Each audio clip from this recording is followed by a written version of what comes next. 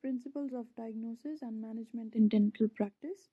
Overview of diagnosis and management. The information included in this topic is appropriate for dental practice and may not be applicable to other areas of medicine. The general principle of managing oral and dental conditions are summarized in box 1, which is number 1, identify the disease and its cause, establish a diagnosis, provide acute care, address the cause to prevent recurrence, address the effect of the disease, restore normal function, monitor healing, provide ongoing monitoring and management, particularly for chronic or recurrent diseases. That's the box. The process of establishing a diagnosis begins by taking a thorough history, conducting a clinical examination, and performing diagnostic tests if appropriate. Clinician uses this information to establish a diagnosis based on a knowledge of oral and dental diseases and the systemic disease that can manifest in the mouth. Clinicians should also consider the possibility that these patient's symptoms may be an adverse effect of a drug. It is usually possible to establish a diagnosis for dental problems before starting treatment, unless emergency or acute treatment if required.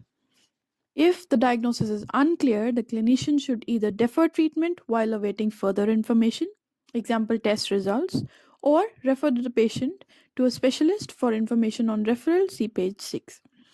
It is essential to identify the cause of a disease because addressing the cause is an integral part and usually the first stage of managing the disease. The cause may be simple, example dental caries as a cause for pulp disease, or complex, example a systemic disease with oral manifestations. Complex conditions may require other management in addition to dental treatment and consultation with or referral to the patient's medical practitioner. For information on referral, see page 6.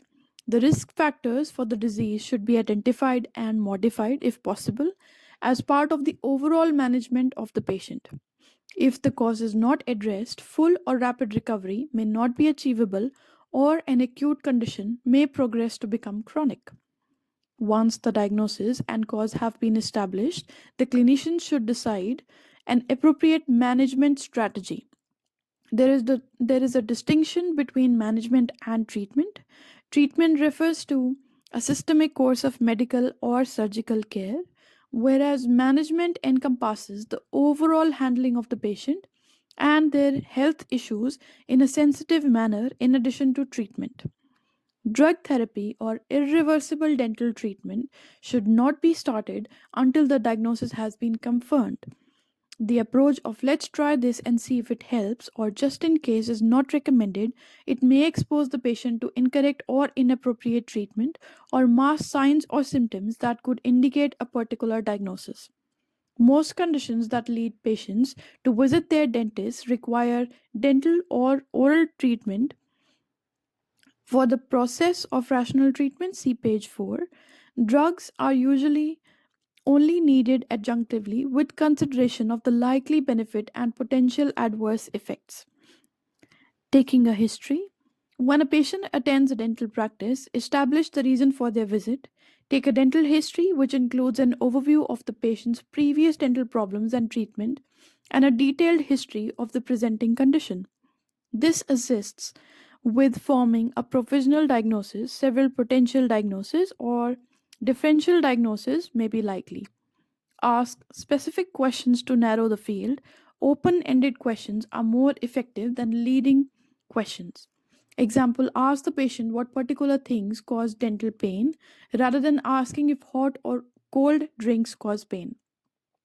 Take a medical history, which includes age and weight, for particularly for children, medical conditions, pregnancy and breastfeeding status, a comprehensive medical history including prescription medicines, over the counter and non prescription medicines, complementary medicines, vitamin supplements, herbal medicines, smoking status, past or current, alcohol intake, use of illicit drugs, history of allergies and adverse reaction to drugs.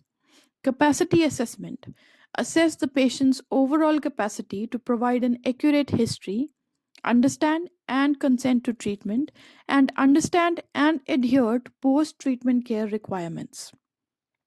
Consult the patient's carer, medical practitioner, or other healthcare practitioner if needed to complete the history.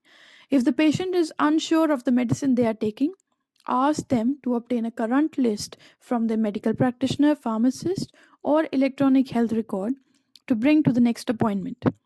Cross check the medicine list with the medical history. There may be conditions that the patient has forgotten to mention or has not disclosed. See also box 20 for history taking in relation to the use of drugs associated with osteonecrosis of the jaw. A complete history also includes the patient's social history, family, occupation, recreation. At each appointment, check the patient's history for any changes. Examination and diagnostic test.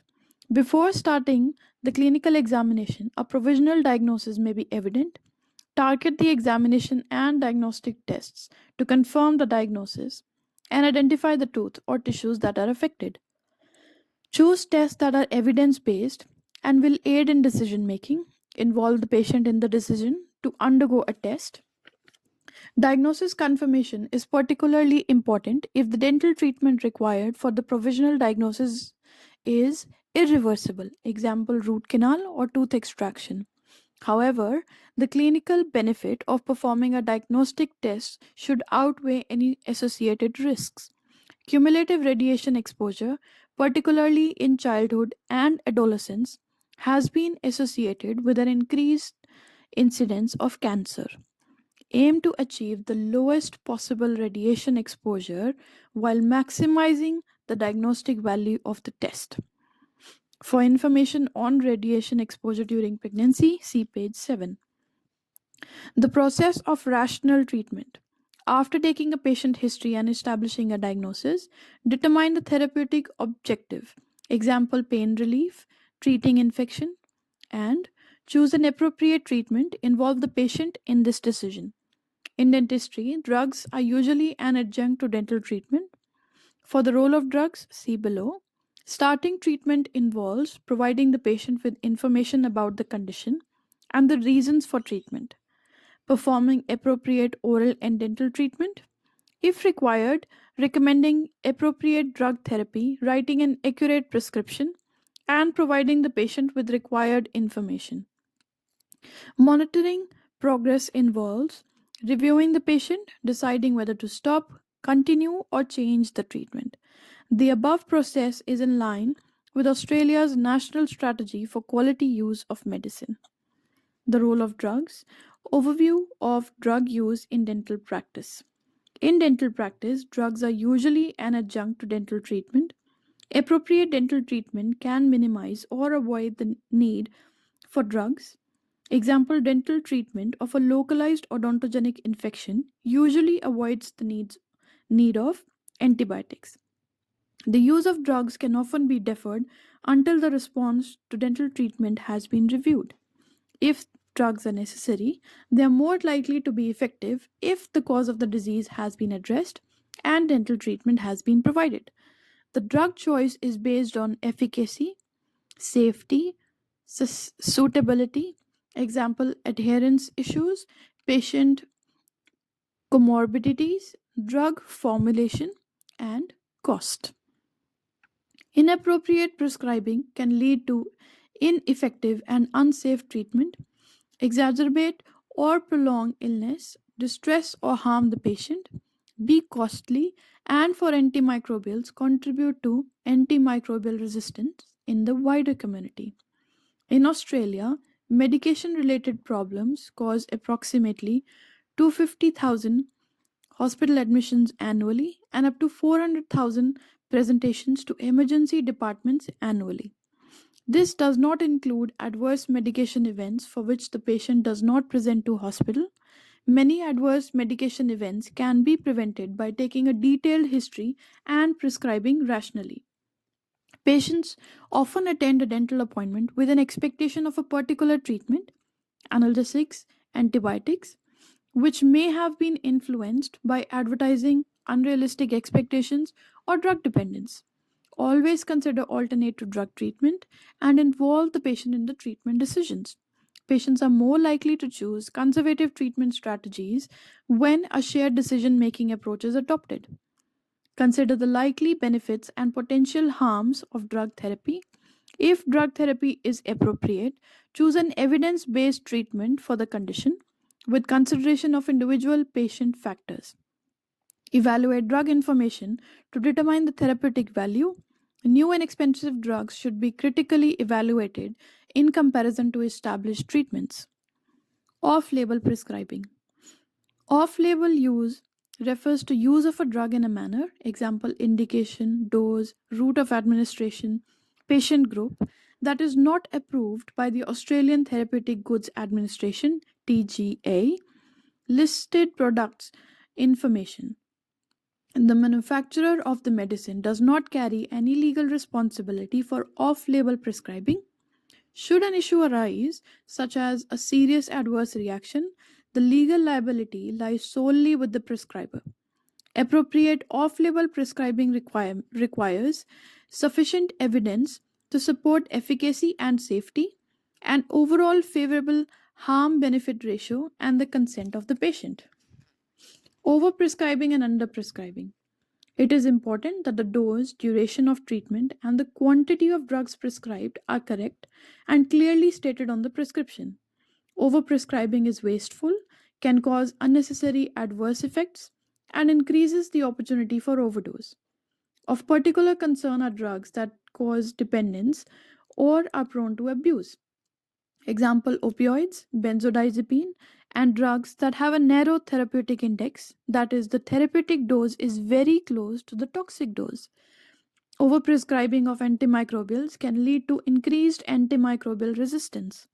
Underprescribing is also wasteful and potentially harmful, particularly because it can result in ineffective treatment. Sporting authorities and the use of drugs. Sporting authorities prohibit the use of some drugs by athletes competing in sporting events. Some of the drugs prohibited in sports may be prescribed or administered by dentists. Most elite athletes are aware of the requirement of their particular sport. Information about drug and their status for sporting participants is available from the Australian Sports Anti-Doping Authority, ASADA, and from the World Anti-Doping Agency, WADA. Referral. When referring a patient to another practitioner, example specialist, medical practitioner, a written referral should be provided. The referral should outline the presenting oral or dental complaint, suspected diagnosis, if known, and relevant patient details. The referral should be recorded in the patient's history. The referring clinician should ensure the patient attends the appointment and communicate with the other clinician about the patient's condition. Likewise, if a medical practitioner has referred a patient to a dentist, the dentist should communicate with the medical practitioner. Example, provide feedback to the medical practitioner in writing. Clinical records.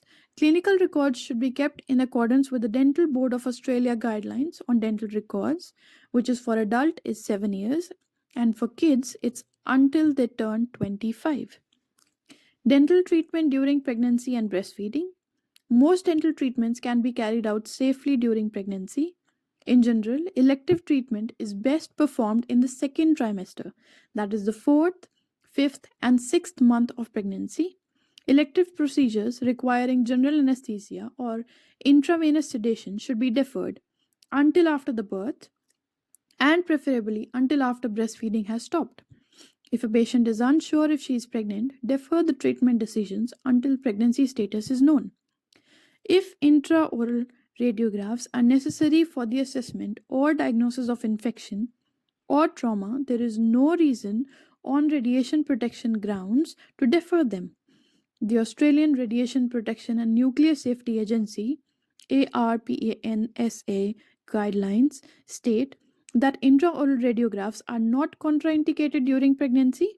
However, a leaded drape is recommended when the X-ray beam is directed downwards towards the patient trunk, example when taking occlusal views of the maxilla. For information on the use of drugs during pregnancy and breastfeeding, see Appendix 1.